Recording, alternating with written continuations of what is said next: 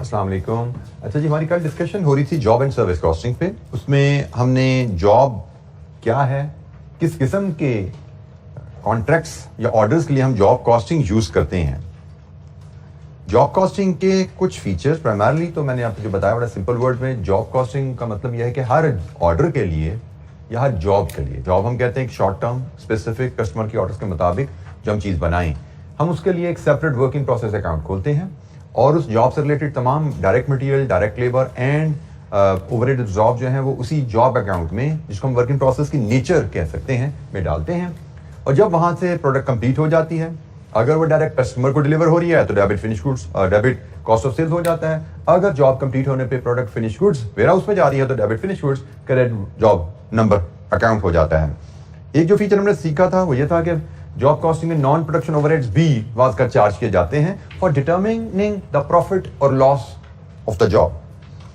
Job cost card का concept था, job ledger account की बात हुई थी आपसे, फिर हमने सर्विस और ऑपरेशन कॉस्टिंग की बात की थी। सर्विसेज की नेचर क्या है और सर्विसेज के कुछ कैरेक्टरिस्टिक्स हैं।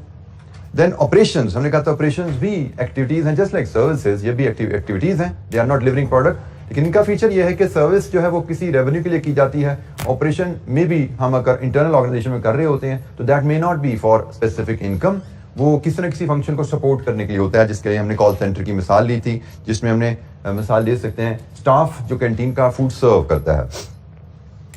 जब हम कॉस्टिंग की बात कर रहे थे तो हमने कहा जी कॉस्टिंग जो है वो ऑपरेशंस की और सर्विसेज की बिल्कुल सेम अंदाज में होती है, लेकिन इनके कुछ फीचर्स हैं जो इनको डिफरेंट करते हैं प्रोडक्ट कॉस्ट से।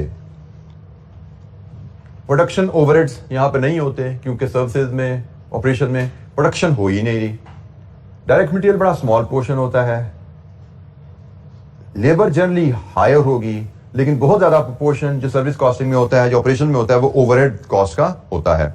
और इन्वेंट्री इस तरह के कामों में बड़ी लिमिटेड रहती है, सर्विस बेस्ड इंडस्ट्रीज में इन्वेंट्री लिमिटेड रहती है और ऑपरेशन से रिलेटेड जो आपके काम होते हैं उनमें भी आपकी इन्वेंट्री लिमिटेड रहती है। ये हमारी कल की बात थी। कोई सवाल कल के लेक्चर से जॉब, सर्विस, ऑपरेशन की नेचर और इनकी कॉस्टिंग से रिलेटेड थोड़ी डिस्कशन हमारी हुई थी।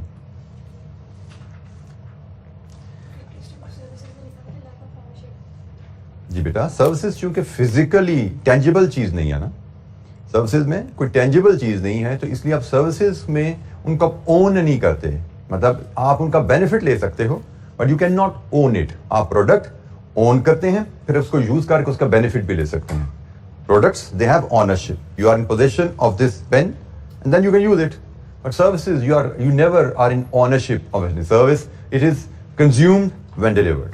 ठीक है, आपने जैसे फिर मिसाल लेते हैं बार्बर शॉप की, you can not own a barber shop, भी मुझे सर्विस पैक करके दे दो, मैं घर जाके इस्तेमाल कर लूंगा। It can not be like this.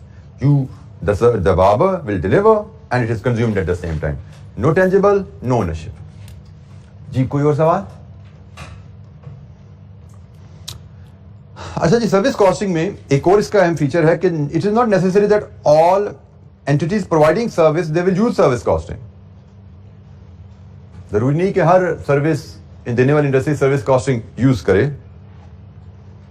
जैसे इसकी मिसाल बड़ी सिंपल है कि जो प्रोफेशनल फर्म ऑफ अकाउंटेंट है, such as chartered accountant firm, they are service organisation but they use job costing. मैंने मिसाल भी आपको दी थी इस जॉब कॉस्टिंग की डिस्कशन में कि चार्टर्ड अकाउंटेंट फर्म एक क्लाइंट पे इसकी ऑडिट की कॉस्ट क्या है ये जानना चाहती है। That is a job but that is service job. Job service job है, प्रोडक्ट नहीं है। तो चार्टर्ड अकाउंटेंट फर्म भी सर्विस इंडस्ट्री में होने के बावजूद जॉब कॉस्टिंग को फॉलो कर सकती है। सो सर्विस इंडस्ट्री में मौजूद हर ऑर्गेनाइजेशन सर्विस कॉस्टिंग को फॉलो नहीं करेगी। देयर आर सर्टेन ऑर्गेनाइजेशन जो सर्विस कॉस्टिंग को फॉलो कर रहे होंगे, मे बी जैसे हॉस्पिटल है, होटल है, ट्रांसपोर्ट है, they may be using service costing के जो फीचर्स हैं, उसके जो फंक्शंस हैं, लेकिन हर सर्विस ऑर्गेनाइजेशन जरूरी नहीं कि सर्विस कॉस्टिंग को यूज करे। ये भी ध्यान में रखना है कि हमने सर्विस कॉस्टिंग पढ़ी है लेकिन हर ऑर्गेनाइजेशन को यूज नहीं करेगी। अच्छा, सर्विस कॉस्टिंग में चैलेंज क्या आता है? कॉस्ट यूनिट का चैलेंज आता है। जैसे मैं आपसे मिसाल लूं ट्रांसपोर्ट बिजनेस की। अब चले पहले प्रोडक्ट से बात शुरू करते हैं।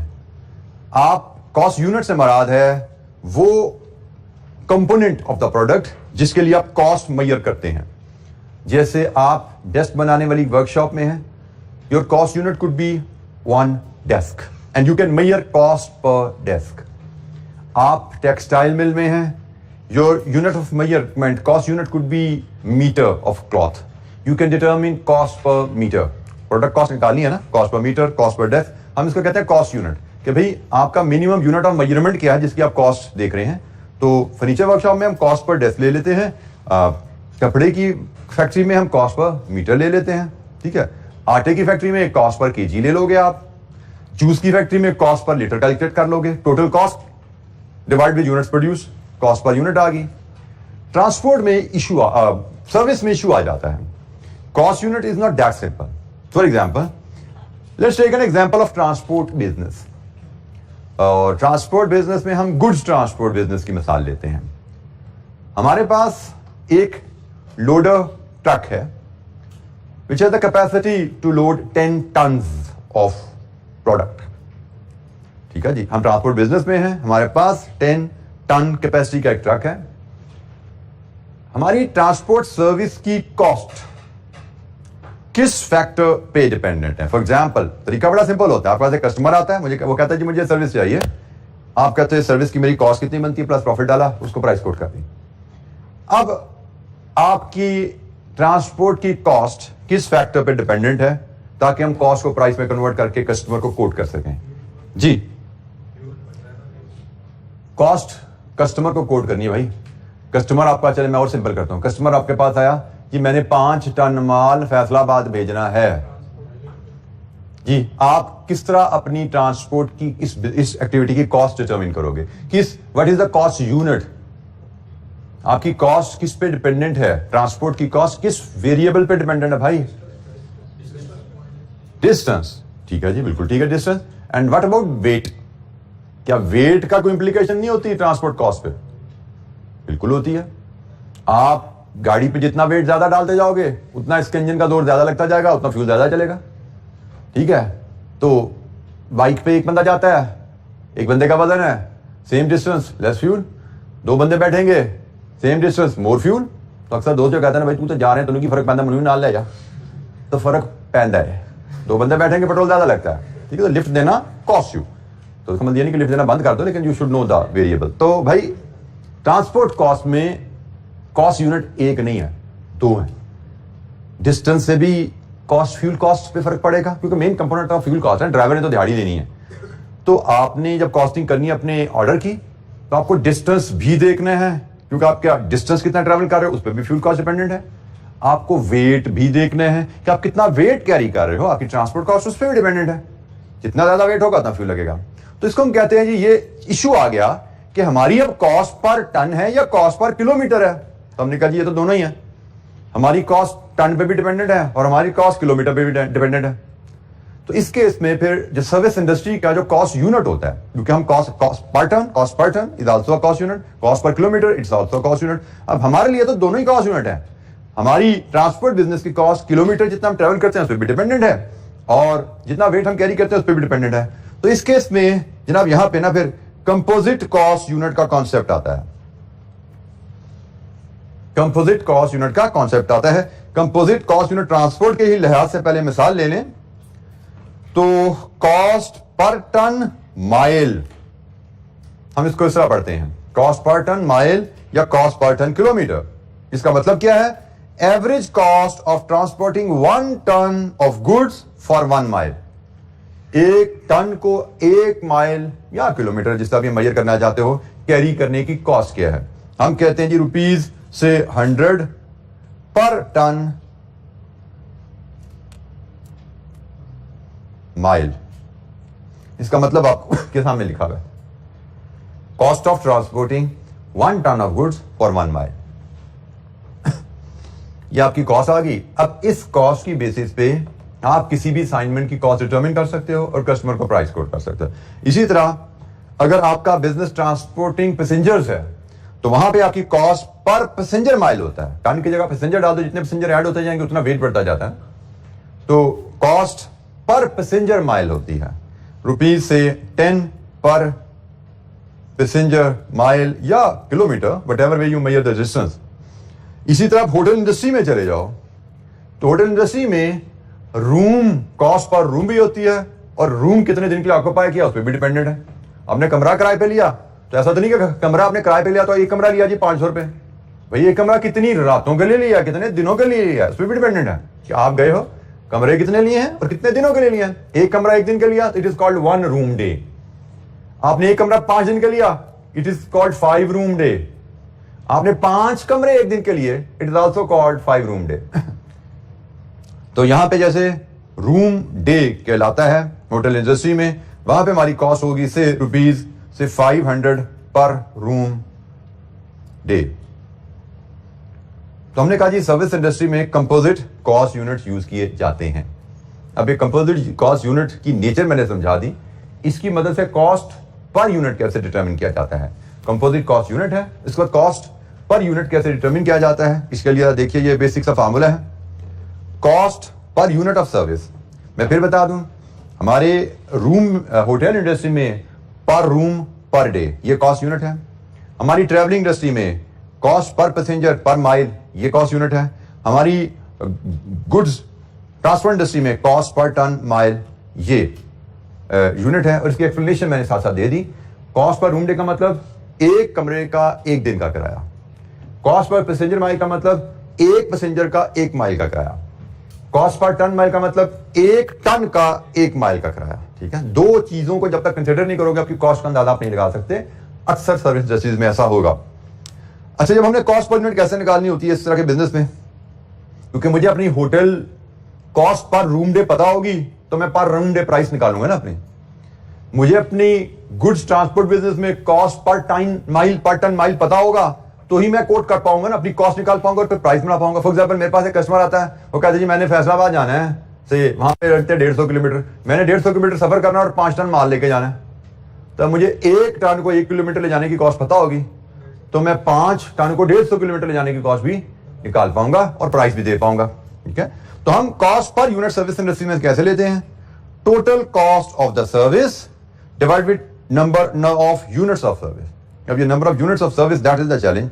तो ये पहले हम कॉस्ट की बात कर लें तो कॉस्ट में आपकी direct material, direct labour, direct expenses, variable overhead plus charge fixed overhead सब कुछ आ जाता है।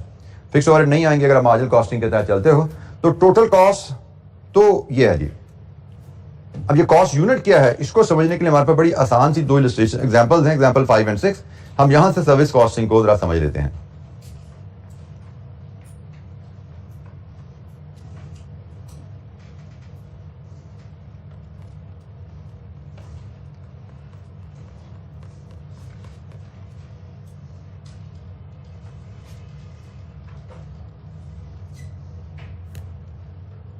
ये एग्जांपल 5,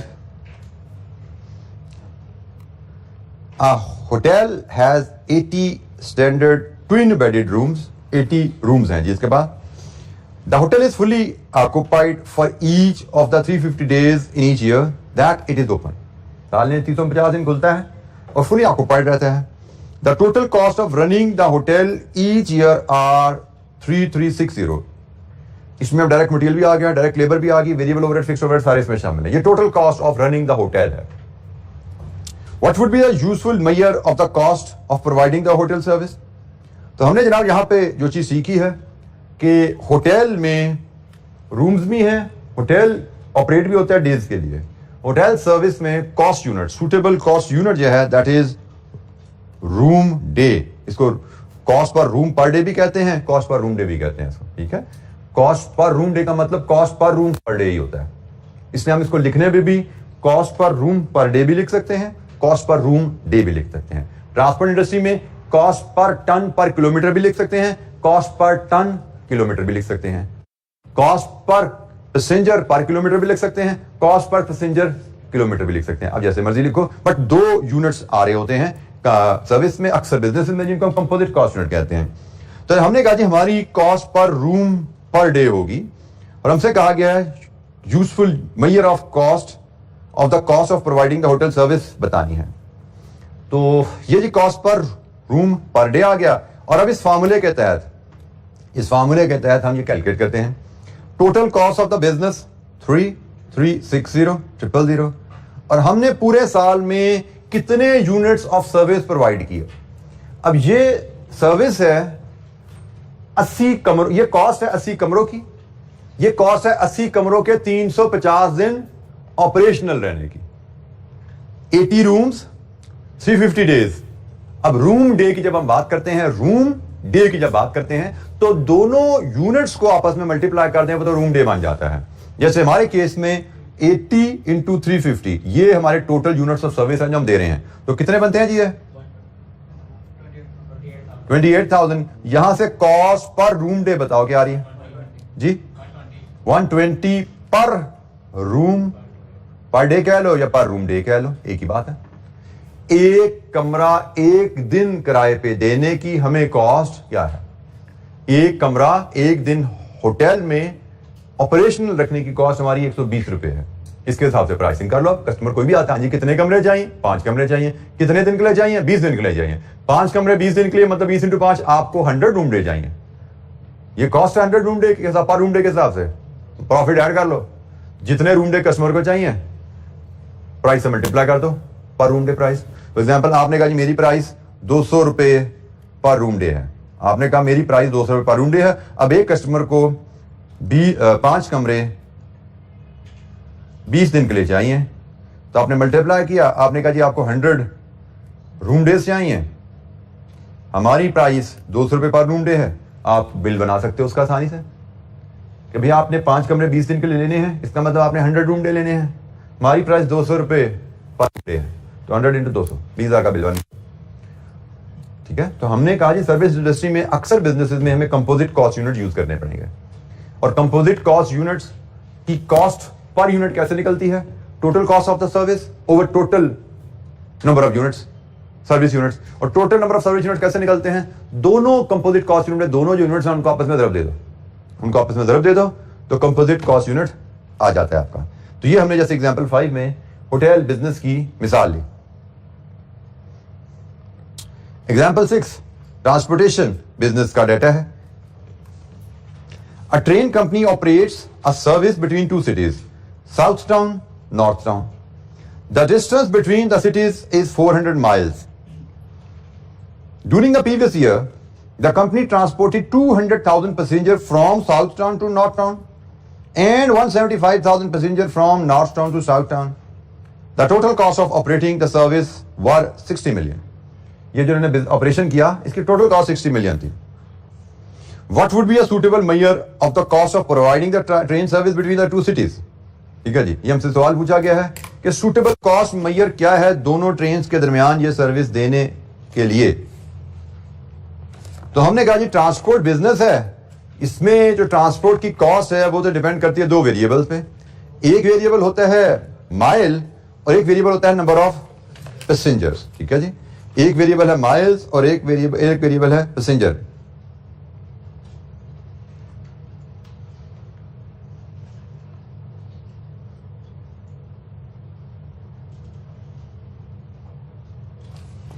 अच्छा, जब होगा क्या, हमें सबसे पहले इनका कॉस्ट यूनिट डिसाइड करना है।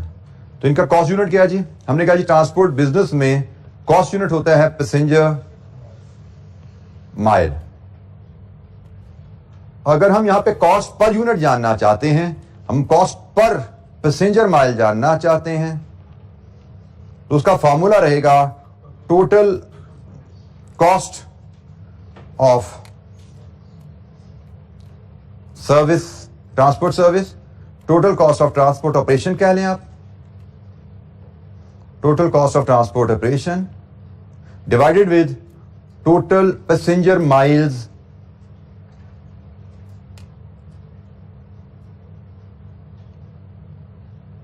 ट्रेवल्ड। तो जनाब हमारे total cost of the service उसने कहा कितनी है? It is 60 million. और हमने टोटल पैसेंजर माइल कितने सफर किए? हमने 2 लाख पैसेंजर्स को 400 मील का सफर कराया एक तरफ, फिर हमने 1,75,000 पैसेंजर को 400 किलोमीटर का सफर कराया दूसरी तरफ, तो हमारी टोटल पैसेंजर माइल दिया होगा जी। So total cost over total passenger miles travel. 2 lakh passenger 400 kilometre एक तरफ गए, ये पैसेंजर माइल्स एक तरफ क्या आ गए?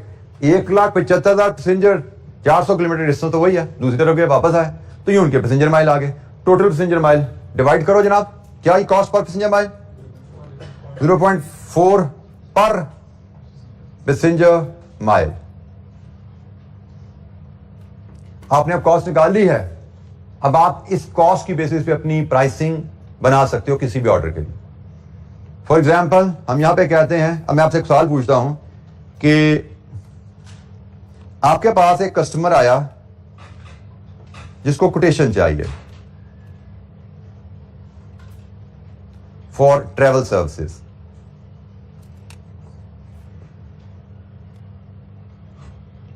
उसकी रिक्वायरमेंट है कि जी हमारी कंपनी के 200 एम्प्लॉइज हैं और उनको हमने ट्रिप जो लगाना है वो 600 किलोमीटर का ट्रिप लगवाना है उनसे। ठीक है जी, 200 एम्प्लॉइज को हमने आपसे 600 किलोमीटर का ट्रैवलिंग ट्रिप लगवाना है और कंपनी पॉलिसी है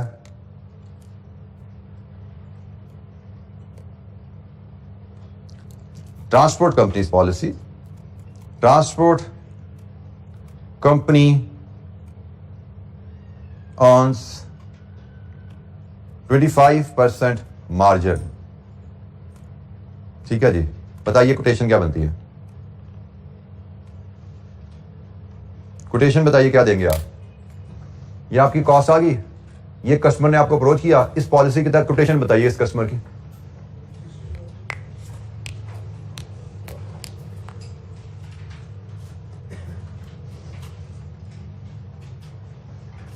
फटाफट जरा कैलकुलेट करें।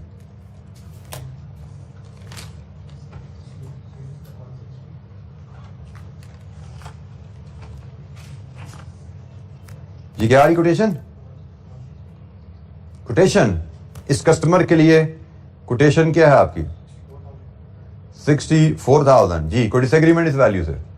सब बच्चों के पास कैलकुलेशन होनी चाहिए, अपनी कैलकुलेशन करो फिर इससे मैच करो। 64,000 का ऑडिट करने की कोशिश ना करो।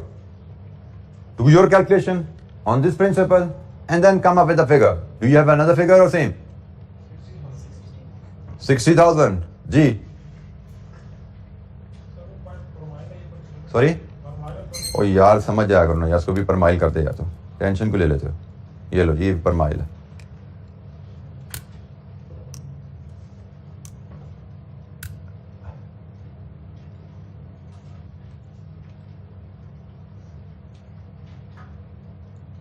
जी क्या ठीक है जी? 60 ठीक है। चलें देखते हैं जी क्या ठीक है। अभी हम मेरे हिसाब से कैलकुलेशन बनेगी ये कि हमने देखना है हम कॉस्ट ऑफ द सर्विस हमारी क्या बनती है required, cost of the service required. Service required है 200 एम्प्लॉइज 60 माइल्स, तो ये टोटल पैसेंजर माइल्स हो गए जो चाहिए और इस पे कॉस्ट हमारी है ₹0.4 पर पैसेंजर माइल। तो कितनी बनी कॉस्ट?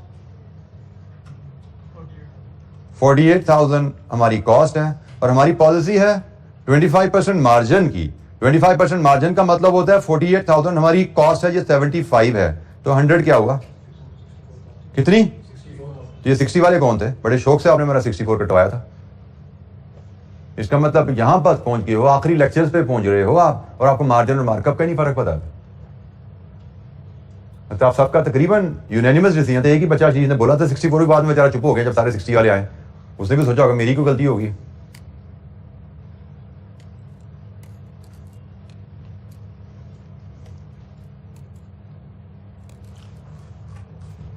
जी एनी क्वेश्चन, कोई सवाल? Margin is on price, markup is on cost. अगर ये कॉन्सेप्ट भी अभी तक आपको याद नहीं है तो बहुत ही अफसोस की बात है।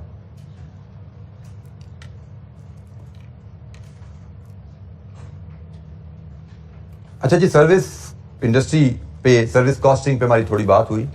अब हम सर्विस कॉस्टिंग, मैंने आपको जैसे पहले कहा कि we don't see any question in the past paper में कोई सर्विस कॉस्टिंग में क्वेश्चन नजर नहीं आता, मेरी नजर से कम से कम नहीं गुजरा। इस चैप्टर एंड पे भी जो आपको क्वेश्चन मिलेंगे वो ज़्यादातर में जॉब कॉस्टिंग की ही शायद बात हो रही होगी। वो आपकी होम असाइनमेंट रहेगी। हम फिलहाल एक क्वेश्चन पे आ रहे हैं, एक क्वेश्चन मैं उधर से भी कराऊंगा, लेकिन फिलहाल मैं आपको लेके आ रहा हूँ पीछे जो हमने सवाल छोड़ा था ना सफायर लिमिटेड वाला, पेज नंबर 545। हमने कॉस्ट फ्लो के चैप्टर में क्वेश्चन नंबर 3 छोड़ा था, तो ये हम क्वेश्चन नंबर 3 कर रहे हैं कॉस्ट फ्लो के चैप्टर से, पेज नंबर 545 पे। तो ये जो क्वेश्चन है मैंने आपको बताया था आपका मॉडल पेपर का क्वेश्चन है, लेकिन मॉडल पेपर में ये क्वेश्चन सिर्फ पार्ट बी आया हुआ है, तो हम पार्ट बी को ही देखने जा रहे हैं जी। और देखते हैं इसमें क्या है हमारे लिए कोई बात। पार्ट ए छोटी सी थ्योरी है, ये सारी हमने पढ़ी हुई है पीछे चैप्टर में, ठीक है। ये छोटी छोटी सी डिस्क्राइब डेफिनेशन टाइप की डिस्क्रिप्शन है, सब कुछ हमने पढ़ा हुआ है। ये आपकी रीडिंग असाइनमेंट है। हम पार्ट बी जो कि हमारा पायलट पेपर का क्वेश्चन है उसमें हम बात कर रहे हैं। रिक्वायरमेंट क्या है जी? Prepare journal entries to record all the above transaction in SLs factory ledger and general ledger for the month of February. ट्रांजैक्शन हमें दी गई है, इनको हमने रिकॉर्ड करना है फैक्ट्री लेजर जनरल लेजर में। इसका मतलब ये इंटरलॉकिंग है। अब अगर उसने पीएनएल बनवाया हमसे तो फुली इंटरलॉकिंग समझा जाएगा, अगर पीएनएल नहीं है तो ये इंटरलॉकिंग रहेगा। तो जनाब हम पढ़ते हैं सवाल, फिर देखते हैं। Sapphire limited fabricates parts of auto manufacturers and follows job order costing. नीचे उसने कहा जनरल एंट्रीज बनाई है फैक्ट्री में और हेड ऑफिस में, वो कॉस्ट फ्लो की बात होगी। यहां पे पहले जुमले में उसने क्या दिया? Company job order costing follow करती है। तो जॉब कॉस्टिंग, कॉस्ट फ्लो, दोनों की बातें यहां पे टर्म्स इसमें आ गई हैं। और बाद में मैंने को बताया कि जॉब कॉस्टिंग में ऐसे मान लिया कोई बहुत एक्स्ट्रा नॉलेज नहीं है, सिर्फ एक चीज है, हर जॉब का अलग वर्किंग प्रोसेस काउंट बनना है, एक ये चीज है। और अगर कहे तो ओवरहेड्स को अब्सॉर्ब भी कर देना जॉब की कॉस्ट में। इसके अलावा जॉब कॉस्टिंग के चैप्टर में मान लिया कोई बात ऐसा नहीं रही, नहीं हम कहें अगर मैं सीखी हूं वहां पे। The company's head office is situated in Lahore, head office Lahore, but the factory is in Karachi. A separate set of record is kept at the head office and at the factory. The following details were extracted from SL's records for the month of February. February का record का extract है जी। Job A, B, C. Material issued to production units में material है X, A और C में use हुआ, Y, B और C में यूज हुआ। इसका मतलब जॉब ए में एक मटेरियल गया, जॉब बी में भी एक गया, सी में दो मटेरियल गए। डायरेक्ट लेबर आवर्स वर्क हर जॉब पे कितना है ए बी सी में, और लेबर का रेट हर जॉब में कितना था जो हमने पे किया। सो ये मटेरियल और लेबर की कहानी आ गई हर जॉब की। Material issue to each job, labour worked on each job. The other related information is as follows. Material purchase on account, ये ट्रांजेक्शन शुरू होगी नीचे, ये भी ट्रांजेक्शन है इश्यूज की। अब नीचे दूसरी ट्रांजेक्शन आनी शुरू हो गई है। Material purchase on account 100,000 units of material X at this price, 150,000 units of material Y at this price. Head office prepared a payroll and deducted 8% for payroll taxes. The payroll amounted to 3 million, out of which 1 million pertained to selling and admin staff salaries. After charging direct labor cost to each job, the balance amount of payroll cost was attributed to general overheads. ये उसने head of total payroll की कहानी बता दी, selling expenses के बता दी, और production salaries की भी डिटेल भी दे दी उसने आपको। Factory overheads are applied to jobs at the rate of 25 per labor hour. Annual factory overhead amounted to 700,000, including depreciation of machinery amounting to 400,000. All payments were made at head office. Over and applied overheads are close to cost of goods sold account. Job A and B were completed during the month. Job A was sold for 2 million to one of the two auto manufacturer on credit. The customer, however, agreed to settle the transaction at 2% discount. Selling and admin expenses other than salaries paid during the month were इतना।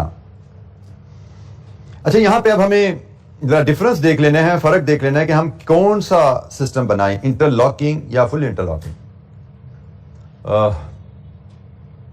मैं एक लम्हे को अगर सोचूं, cost of sales, ये जुमला जो है मुझे कहता है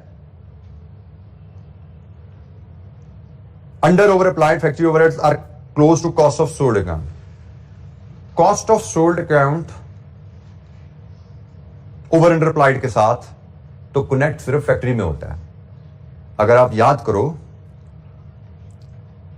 फुली इंटरलॉकिंग सिस्टम है तो ये इंटरलॉकिंग ना, या अब वो फुली है या सिर्फ सादा है, ये हम देख लेते हैं। Cost of good sold account factory में सिर्फ खुलता है फुली इंटरलॉकिंग में। इंटरलॉकिंग में ओवर अंडर ड्रॉप को हमने क्लोज किया था जनरल लेजर कंट्रोल अकाउंट में। इंटरलॉकिंग में हमने फिनिश गुड्स जो बिकती हैं वो भी हेड ऑफिस अकाउंट को ट्रांसफर कर दी थी, और ओवर अंडर अप्लाइड भी हमने हेड ऑफिस अकाउंट को ट्रांसफर कर दिया था। Cost of goods sold account हमने मेंटेन नहीं किया था इंटरलॉकिंग में, क्योंकि इंटरलॉकिंग में हमने पीएनआर ही ना बनाना, हमने तो बात ही की थी भाई गुड्स बेचनी, हेड ऑफिस ने बेची है, हेड ऑफिस को भेज दो, वो वहां पे खुद ही साफ करेगा। तो ये मेरे हिसाब से इस जुमले की बेसिस पे ये फुल इंटरलॉकिंग बनता है, ठीक है। इस जुमले की बेस पे ये फुल इंटरलॉकिंग बनता है, लेकिन मैं उस बहस में अभी नहीं जाऊंगा कि ये सवाल एग्जामिनर ने इंटरलॉकिंग के साथ प्रेजेंट किया है। तो मैं समझता हूं कि ये पॉइंट मैं इग्नोर कर रहा हूं, क्योंकि इसको मैं इनकॉर्पोरेट करता हूं तो ये फुली इंटरलॉकिंग बन जाता है मेरे हिसाब से। मैं इस जुमले को इग्नोर करके चल रहा हूं। ठीक है, इस जुमले ये जुमला अगर नहीं लिखा हुआ तो ये सवाल इंटरलॉकिंग से होने जा रहा है, और मैं इसको इन लाइन विद एग्जामिनर आपसे डिस्कशन के लिए इंटरलॉकिंग के लिए ही इसको करने जा रहा हूं। आप कह सकते हैं होम असाइनमेंट, आप इसको फुली इंटरलॉकिंग से ही इस सवाल को घर पे कर लीजिएगा, वो आपकी होम असाइनमेंट रहेगी। नोट पढ़िएगा जाकर फुली इंटरलॉकिंग किया है, उसके हिसाब से इसको हल कीजिएगा, that will be your home assignment. मैं इसको फिलहाल इंटरलॉकिंग के हिसाब से करता हूं। तो जनाब हमें फैक्ट्री और जनरल लेजर, दोनों लेजर में जर्नल एंट्रीज बनानी है। दोनों लेजर में जर्नल एंट्रीज बनाने के लिए हमें अपने पेज के हम दो हिस्से करते हैं।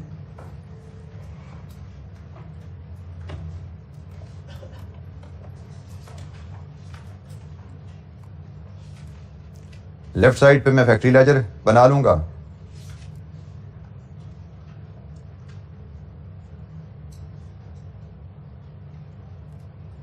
डेबिट क्रेडिट दो कॉलम फैक्ट्री लेजर के बना लेंगे इस साइड पे हम।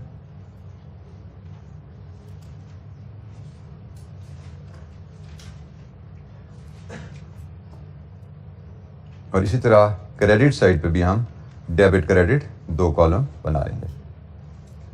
ये हम जनरल लेजर के लिए बना लेते हैं साइड पे हम।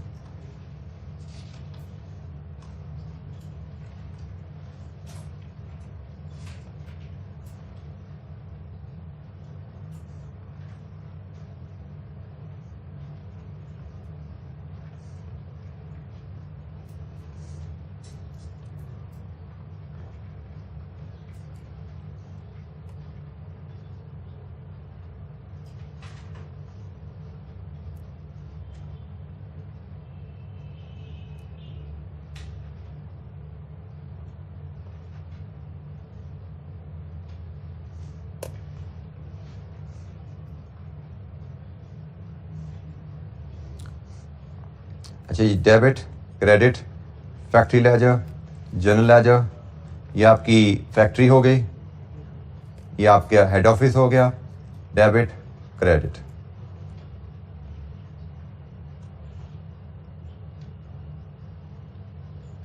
अच्छा जी, सबसे पहली ट्रांजैक्शन जो हमें जो रिकॉर्ड करनी चाहिए वो परचेज की है, क्योंकि परचेज के बाद फिर हम इश्यूज रिकॉर्ड कर पाएंगे, क्योंकि ओपनिंग स्टॉक तो है कोई नहीं। परचेज तो हमें पता है हेड ऑफिस में की जाती है। हेड ऑफिस में इसकी एंट्री आती है factory ledger control account debit, payables credit, ऐसे ही है जी। अमाउंट आपकी रहेगी, हम रुपीज में सारी वैल्यूज ले लेते हैं। इसकी अमाउंट की कैलकुलेशन यहां पे अगर हम करें 1 lakh into 25 X plus 1,50,000 into 35 Y, तो बताइए टोटल आपकी परचेज कितनी बनी? 7750,000। ये टोटल परचेजेस हैं जो हेड ऑफिस में रिकॉर्ड होंगी, और यही ट्रांजैक्शन फैक्ट्री में जब रिकॉर्ड होगी तो दो मटेरियल खरीदे गए हैं। ये करेगा जी material X, material Y and general ledger control account. Agreed जी। तो मटेरियल एक्स की वैल्यू यहां से उठाइए 2.5 मिलियन, मटेरियल वाई की वैल्यू यहां से उठाइए कितनी जी? 5250, और टोटल 7750,000। हमें पता है जनरल लेजर का क्रेडिट फैक्ट्री लेजर का डेबिट मैच होते हैं इंटरलॉकिंग में। ये हमने परचेज रिकॉर्ड कर ली। परचेज रिकॉर्ड कर ली तो साथ ही इसका इश्यूज भी रिकॉर्ड कर लेते हैं जो ऊपर हमें टेबल में गिवन है, और इश्यूज की रिकॉर्डिंग सिर्फ फैक्ट्री में की जाती है। इशू और ये 3 जॉब में, एक वर्क इन प्रोसेस, चलिए हम इसको job A, job B, job सी कर देते हैं। Job A, job B, job सी, और यहां से हम टोटल मटेरियल जो इशू हो रहा है मटेरियल एक्स, मटेरियल वाई, ऐसे ही है। और हेड ऑफिस में मटेरियल इशू की कोई एंट्री नहीं आती। जॉब ए को कितना मटेरियल इशू हुआ? 40,000 of x only. 40,000 of x 25 रुपए के हिसाब से 40,000 इंटू 25 रुपए कितना जी? 1 मिलियन। जॉब बी को कितना मटेरियल इशू हुआ? 75,000 ऑफ वाई। 75,000 ऑफ वाई 35 रुपए के हिसाब से कितना बना? 262,500,000। सी को कितना इशू हुआ? सी को तो दोनों इशू हो गए हैं जी, 10,000 एक्स का और वाई का कितना? 25,000 वाई का। तो जनाब 25,000 वाई का टोटल कितना बना? 112,500,000। ये हर जॉब को कितना मटेरियल इशू हुआ? अब इसमें से एक्स कितने हैं? ये एक्स है और ये भी एक्स है, ऐसे ही है ना? तो एक्स को कितना क्रेडिट देना है आपने? 1। दोबारा चेक कर बेटा, ये है एक्स, ये है एक्स, 1250000 और वाई ये है और ये है, कितना बना Y?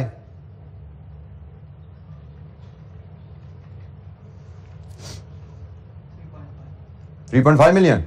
Debit credit entry check कर लेना, पूरी बराबर कर दी है ना, कोई कमी पेशी तो नहीं कर दी? ये मटेरियल इशू रिकॉर्ड हो गया। वेरी सिंपल कैलकुलेशन, डाटा में गिवन है, उसके मुताबिक हमें एंट्रीज की लॉजिक पता होनी चाहिए, हमने रिकॉर्ड कर लिया।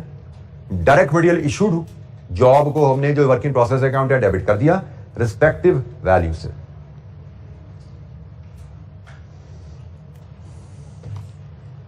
इसके बाद आप आ जाएं नोट नंबर 2 में।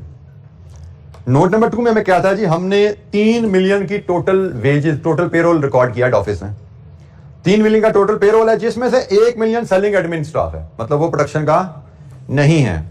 इसका मतलब हम अब हेड ऑफिस में इसकी एंट्री अगर रिकॉर्ड करें तो सेलिंग, हम कहेंगे जी selling and admin expense 1 million और 2 मिलियन फैक्ट्री की सैलरीज हैं, तो factory ledger control account 2 million. Credit होना है पेरोल पेएबल और क्रेडिट होने हैं टैक्स पेएबल, ऐसा ही है। 8% 3 मिलियन से टैक्स विदहोल्ड हुआ है, कितना बनता है वो? 240,000। 3 मिलियन का 8% टैक्स विदहोल्ड हुआ ना, टोटल पेरोल 3 मिलियन, ये हेड ऑफिस में रिकॉर्डिंग हो रही है 240,000। तो पेएबल कितना बचा? 3 मिलियन में से 240 निकाल दो, 2760,000। ये जी हेड ऑफिस में पेरोल रिकॉर्ड हो गया। पेरोल रिकॉर्ड हुआ तो इसके अगेंस्ट फैक्ट्री में क्या एंट्री पड़ेगी? फैक्ट्री में तो गया भैया 2 मिलियन, जिनमें से कुछ डायरेक्ट है कुछ इनडायरेक्ट है। जो डायरेक्ट है वो जॉब्स को चला जाएगा और जो इनडायरेक्ट है वो ओवरहेड को चला जाएगा, यही इसने बोला ना। तो जनाब हम अब क्या करेंगे, जॉब ए, जॉब, बल्कि नहीं, हम इसको 2 स्टेप में करते हैं बेटा। पहला स्टेप हमारा रहेगा debit wages, credit general ledger control account 2 million.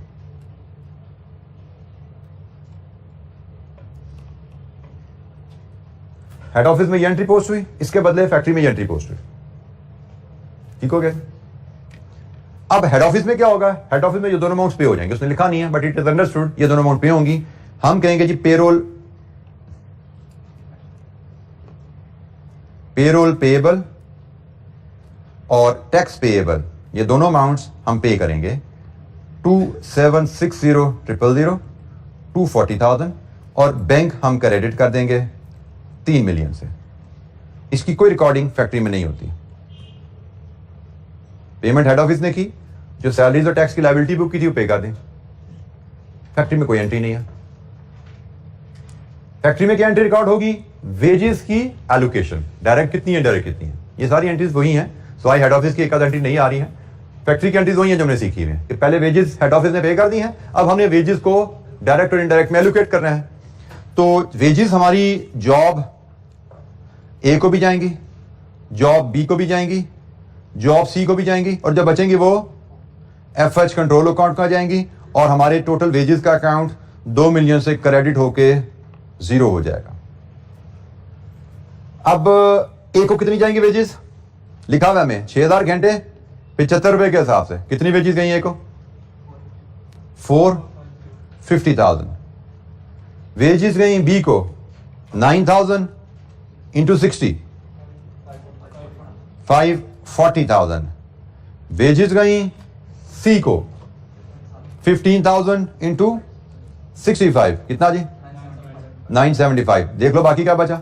2 million में से ये सारा माइनस करो, जो बच गया वो ओवरहेड को जाएगा 35,000। ये ओवरहेड को क्या, और इसकी कोई एंट्री हेड ऑफिस में नहीं आती।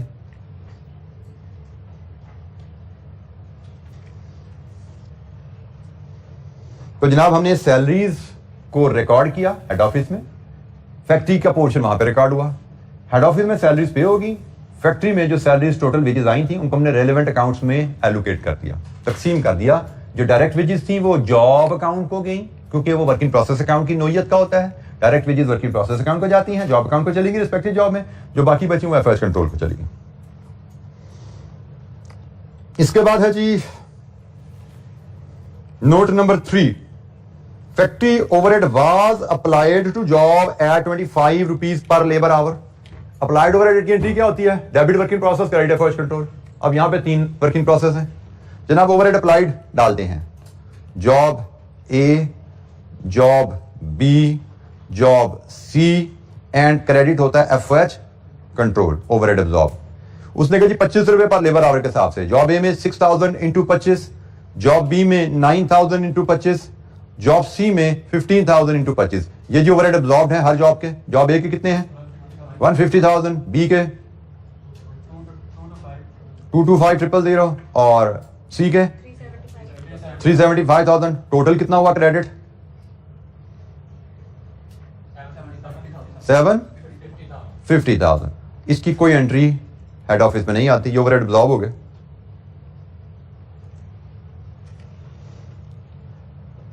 इसके बाद नोट नंबर 4 है actual factory overheads amounted to 7 lakh including depreciation on machinery 4 lakh.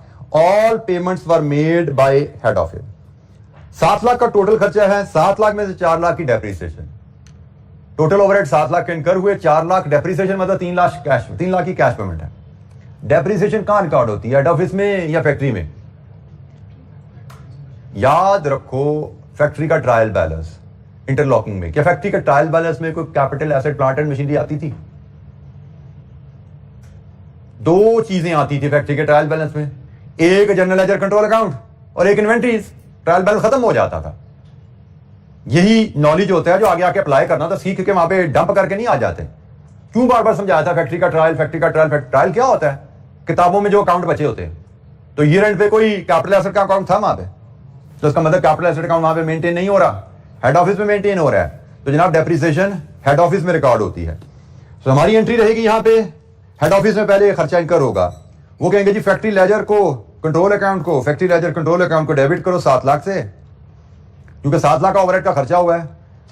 3 lakh bank से निकल गया, कैश पेमेंट है, बैंक का क्रेडिट कर दो 3 लाख से, और 4 लाख की डेप्रिसिएशन है, ये क्यूमुलेटेड डेप्रिसिएशन अकाउंट को हिट करो 4 लाख। ये है जी हेड ऑफिस की एंट्री, फैक्ट्री ओवरहेड जो इनकर हुए। 3 lakh cash payment, 4 lakh depreciation, depreciation cumulated depreciation account को क्रेडिट की है। और यही एंट्री जब फैक्ट्री रिकॉर्ड करेगी, एफएच कंट्रोल अकाउंट डेबिट होंगे 7 लाख से, और general ledger control account credit होगा 7 लाख से, क्योंकि ये तो हमें पता है भाई जो यहां पे डेबिट हो गया उसने क्रेडिट यहां पे होना ही होना है। पीछे भी हमने इसी तरह करते आए हैं, जो फैक्ट्री लेजर को डेबिट हो गया उसने यहां पे क्रेडिट आना ही आना है, जो फैक्ट्री लेजर को डेबिट हुआ उसने क्रेडिट आना ही आना है। ठीक है, तो जनाब ये ओवरहेड जो इनकर हुए हेड ऑफिस में, उनकी रिकॉर्डिंग भी होगी।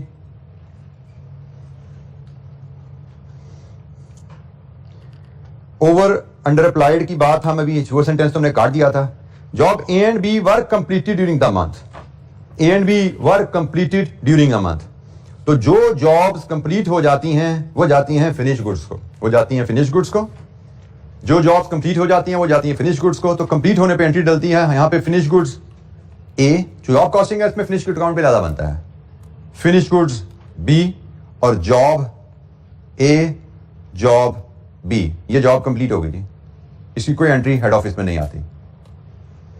तो जनाब जॉब ए में देख लीजिए डेबिट क्या क्या मारा था, उतना ही क्रेडिट उठा लो यहां से, ये उठाओ यहां से रहा है। Job A 1 million plus 4,50,000 plus 1.5 lakh, कितनी है जॉब ए की कॉस्ट? 16 लाख शायद। हाँ, इसी तरह जॉब बी की कॉस्ट भी बनाओ, 26,25,000 जमा 5,40,000 जमा 2,25,000,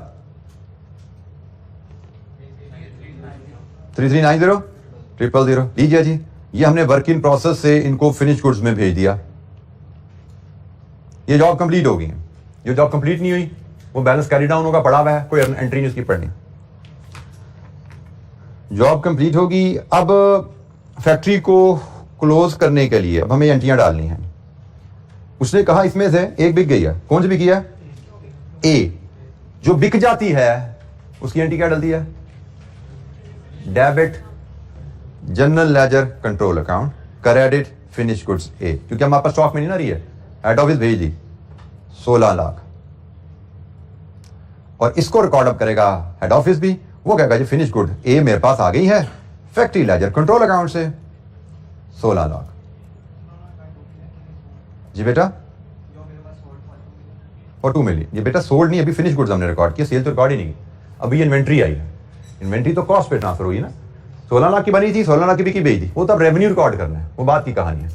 लेकिन उसको रिकॉर्ड करने से पहले मुझे लगता है हम फैक्ट्री का अकाउंट क्लोज कर दें। फैक्ट्री के अकाउंट में एक आइटम रह गई है ओवर एंड ड्रॉप की। आपने जो ओवरहेड कंट्रोल अकाउंट को डेबिट किया, एक ये और एक ये, इसका मतलब टोटल आपका 7,35,000 एक्चुअल ओवरहेड इनकर्ड है, और ओवरहेड को क्रेडिट किया आपने ये जनाब, इसका मतलब 15,000 ओवर एब्जॉर्ब है। 7,50,000 क्रेडिट, 7,35,000 डेबिट, 15,000 डेबिट करोगे तो खाता खत्म होगा ना ये। तो अब ओवर एब्जॉर्ब की कहानी है, आप डेबिट करोगे एफओएच कंट्रोल अकाउंट 15,000 से, और ये क्रेडिट कर दोगे ये भी जनरल लेजर कंट्रोल अकाउंट को 15,000 से। क्योंकि general ledger control account hit हो गया, हेड ऑफिस में भी रिकॉर्ड होगी ये कहानी। वो फैक्ट्री लेजर कंट्रोल अकाउंट को डेबिट करेंगे 15,000 से, और फिनिश गुड्स ए को क्रेडिट कर देंगे 15,000 से। ठीक है जी, ये आपकी कहानी ओवर अंडर ड्रॉप की भी होगी।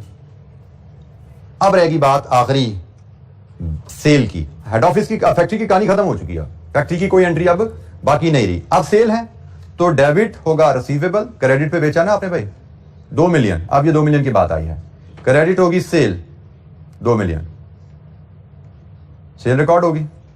फिर उसने कहा कस्टमर ने पैसे भी दे दिए 2% डिस्काउंट के साथ, इसका मतलब बैंक डिस्काउंट रिसीवेबल, ऐसे ही रिसीवेबल 2 मिलियन से उड़ गया, 2% डिस्काउंट कितना 40,000, 19,60,000 बैंक में पैसा आ गया। 2 मिलियन की सेल की, 19,60,000 पैसा आया, डिस्काउंट किया 40,000, खत्म हुई कहानी। आगे चलो, ये नोट नंबर 6 भी हमने डील कर लिया। Note number 7, selling admin expenses other than salaries paid during the month were 500,000। Expenses record करने हैं जी, सेलिंग एंड एडमिन एक्सपेंसेस, ये हेड ऑफिस के एक्सपेंसेस हैं जी 5 लाख के, लीजिए जी 5 लाख, और ये bank 5 lakh. It completes all recording. मैंने एक चीज यहां पे जो मिस की आपके पूरे सोल्यूशन में, मैंने नरेशन नहीं लिखी। आपको ये याद रखना है, जब आपको जर्नल एंट्रीज कहा जाता है, अनलेस एग्जामिनर कहे कि नरेशन ना लिखो, आपको नरेशन लिखनी होती है। जैसे यहां पे आपने लिखना है raw material purchase by head office, यहां पे लिखना है material purchase by head office. बल्कि एक नरेशन भी काम कर सकती है मुझे लगता है, let me look at the answer. बिल्कुल एक नरेशन भी काम कर सकती है। हाँ जी, ट्रांजैक्शन एक ही ट्रांजैक्शन है ना, एक जगह भी रिकॉर्ड हो रही, दूसरी जगह भी रिकॉर्ड हो रही, तो एक जगह नरेशन लिख दो, दूसरी जगह काम करेगी। हाँ, कुछ ट्रांजैक्शन है जो सिर्फ इधर रिकॉर्ड हो रही है, उनकी नरेशन भी लिखनी पड़ेगी। तो यहाँ पे दोनों की ज्यादा नरेशन जरूरी नहीं है, मैंने सोल्यूशन से भी चेक कर लिया, एक नरेशन ही काफी है। क्या जी, raw material purchase for the factory by head office, यहाँ पे क्या है, raw material issued to production, यहाँ पे क्या है, salaries expense borne by the head office for both factory and selling and admin and so on. Narration, unless examiner कहे, it is not required, it is a part of the solution. ठीक है, तो ये हमारा सवाल model paper में दिया गया था, जिसमें जॉब का कॉन्सेप्ट और कॉस्ट फ्लो का कॉन्सेप्ट दोनों यूज किए गए थे। इसमें स्वाय मैं कहूंगा चलो शायद एक आध एंट्री में कोई दिक्कत आई हो। अगर ये 15 नंबर का सवाल है, 16 नंबर का सवाल है, तो 16 में से जितनी हमने डिस्कशन क्लासरूम में अब तक कर चुके थे, उसकी बेसिस पे 16 में से 14, 12, 14, 15 नंबर लेना, इसमें कोई चैलेंज नहीं था, कोई दिक्कत नहीं थी। आपको एंट्रीज रिकॉर्ड, ट्रांजैक्शन रिकॉर्ड करते जानी है। असल चैलेंज इसमें सब यही आता है, इंटरलॉकिंग, फुल इंटरलॉकिंग, इंटीग्रेटेड चलना कैसे है, उस पर आपने एक लम्हा सोचना है, सली से लेना है, देन यू मूव फॉरवर्ड। अच्छा जी, इसको फुल इंटरलॉकिंग से करना आपकी होम असाइनमेंट है, इसको कीजिएगा फुल इंटरलॉकिंग से। कल हम मजीद कुछ practice question job and service costing से करेंगे इंशाल्लाह। Tomorrow will be our last session इंशाल्लाह। ठीक है जी, तो कल मुलाकात होगी। थैंक यू वेरी मच, अस्सलाम वालेकुम।